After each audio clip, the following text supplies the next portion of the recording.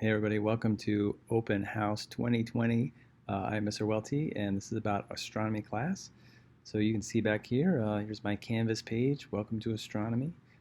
I've been really good about putting the week agenda up there as well, so students can follow along whether they're at home or in class. And I should say I really designed this course to be with a remote mindset, meaning that assuming we're all remote, this is going to work whether we're remote or hybrid as well. And I really view the hybrid as an opportunity that students are here 2 days a week to actually ask questions and hear from me directly and a little more one-on-one interaction. So let me take you through what we're doing in astronomy here. If I click on modules there. So astronomy class is really a survey course on a lot of different things, all the basics of astronomy, all the fundamentals. So this first term, we started with the universe and stars and galaxies. So I'll just pick a random agenda here, I guess. So maybe we'll look at, maybe we'll look at week 3. So here's the Big Bang for week 3 that we covered. There's going to be some pages on here where there's just information to read and review, some questions to answer along the way. There'll be some videos embedded in here sometimes too. And then every week, we kind of end with a summary of the week. So there'll be questions they work on. So for this Big Bang, they learned about gravitational waves, the cosmic microwave background, which is proof that the Big Bang did occur, how big our universe is, how it's expanding, and then these 2 things we really don't know too much about, that is dark matter and dark energy.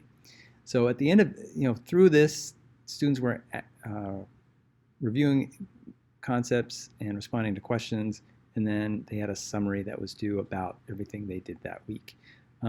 Another week here, if we look at week 4 and 5, the stars were actually a 2-week thing. Learning about star life cycle and WebQuest.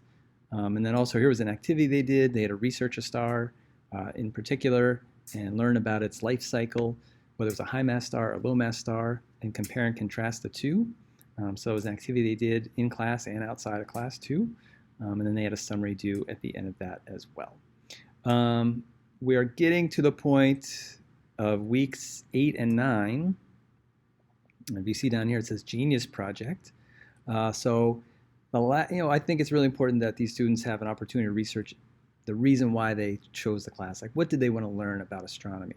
So the last 2 weeks of each term, they'll have that opportunity to become geniuses in one of those areas. So they'll be able to choose a concept.